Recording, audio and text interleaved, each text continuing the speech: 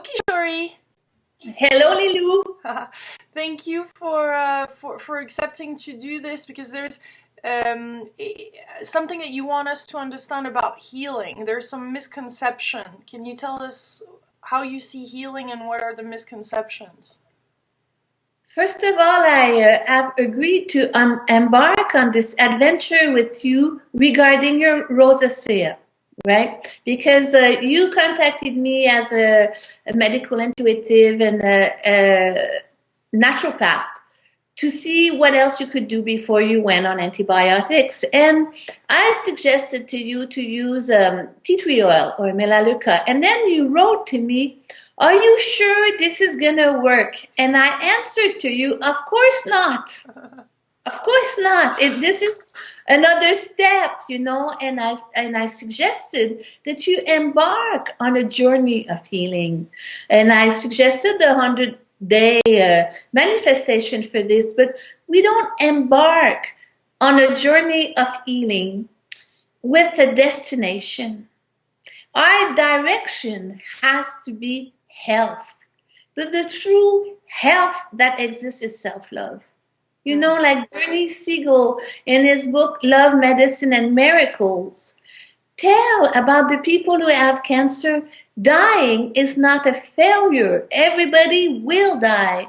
We don't know any immortals just yet, you know. Everybody so far will die, but it's how they die that's important. So if we're having rosacea, or if we're having a broken hips, or if we're having loss of hair, or whatever condition, how are we going to live it? This is more important than thinking I've succeeded or not, because I have found that we can reach a 0 point on a mental level, emotional level, and the hardest level to reach it at, it's the physical.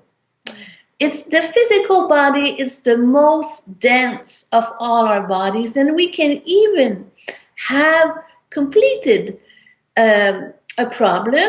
The emotions at all the other bodies doesn't mean it's finished on the physical body. And then when the physical body shows like stress, or like, for instance, you made it quite clear in your introductory video on those 100 days that this came after acute stress in your life. So we could say, oh, she's in post-traumatic stress, and okay, you know you're in post-traumatic stress, so mentally you start your TV and your 100 days manifestation. This is like an action. This comes from the mental body. The mental body understands and does. The spiritual body has a vision. It's always for the greater good from the spiritual body. The emotional body doesn't have any reason, doesn't have any spirituality, only feels. And for the emotional body, there is no such a thing as time. But the physical body, that's the hardest one. We have no time for the physical body. We need to heal fast, and we hit like panic button. We have no room to be with success. And we think if I'm just taking time to be with an illness, then it will get worse. Instead of thinking that illness and that physical body will know that I march with it. I'm not saying, yesterday I met somebody on the street I hadn't seen for a long time, and she asked me how I was doing, and I said, well, the river is going all kinds of directions right now. We're in 2010, you know. This is like, things are happening in my life, but I'm not swimming against the current, right? So we want to find out how we can swim with the current when we're having something physical happening to us, without thinking that the only way to be with the physical is to fight. Yeah. Right? We think, oh, the way to be with a physical illness is to fight.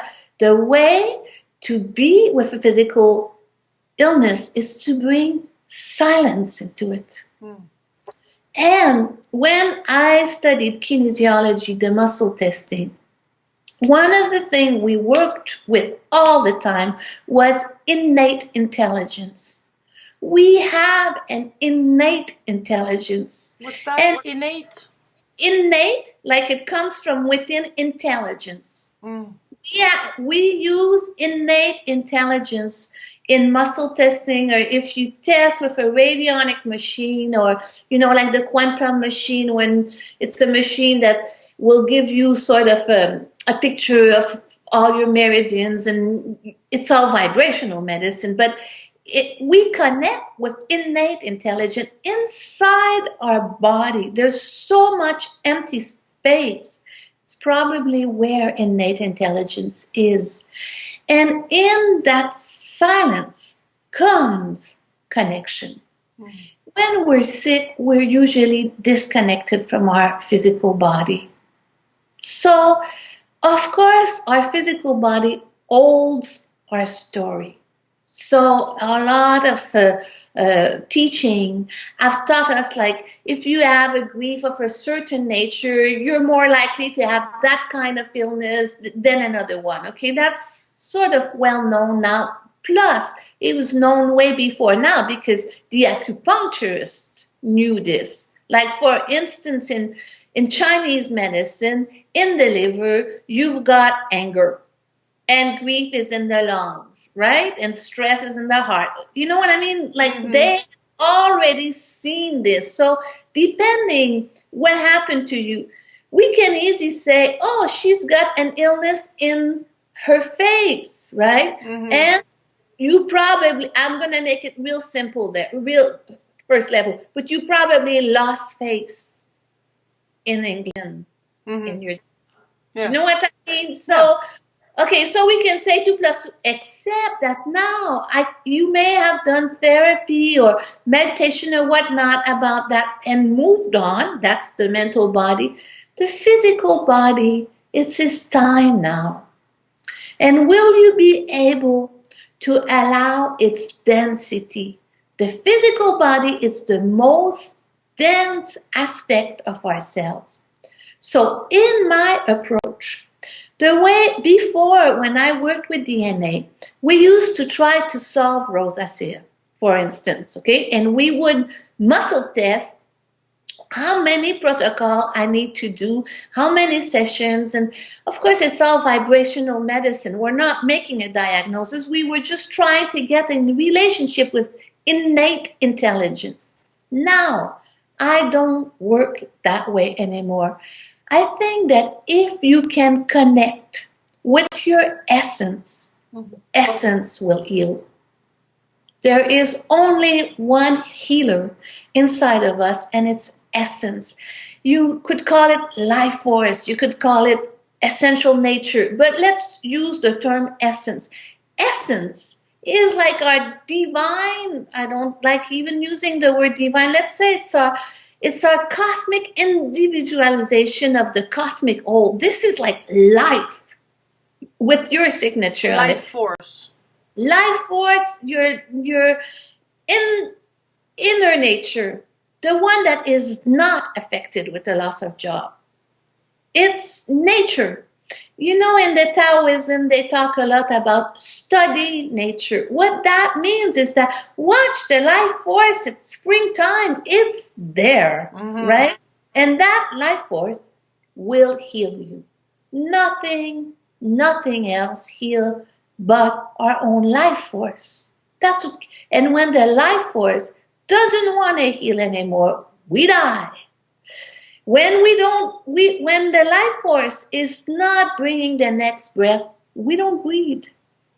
Mm-hmm. That's essence, right? So what is just one question that I want to ask you. What does actually then medicine do? Like medicine that we take? I'm going to tell you something. 2 people can take the same medicine. One can heal and not heal. How do you explain this? What medicine does, it calms down the system, throws in the molecules that our body are not making to trigger the healing process. I'm not talking here if you have a gallbladder that's all like completely congestion and they take off the gallbladder, okay? You could take up the gallbladder. Doesn't mean that in 5 years you won't have any more congestion. For us practitioners who have followed on a long duration the body, we know that when you fix something, you haven't fixed a person. So, you know what I mean? It's like, I'm going to give you an example of something that's controversial. It's the fasting. Some people, they love fasting. But you will notice they always need to fast the next year and the next year and the next year. In Chinese medicine, fasting is not such a hot thing because it's so severe that it depletes other systems. What we want is for you to become more vital, and you have lost some of your vitality through a heavy stress, and it followed your map of your body and went in the face. But we're clear that this could lead to something else if it's not dealt with. Like if it was not paid by attention, this could be a sign by saying there's this vibrational gap, you're saying, and then if you don't deal with that, then something else will come, and then something else, and First something else. First of all, if we're gonna work together, you're gonna have to use that fear of failure in healing in a different way than worrying. Okay? Do you understand? Because it's going to drive you crazy.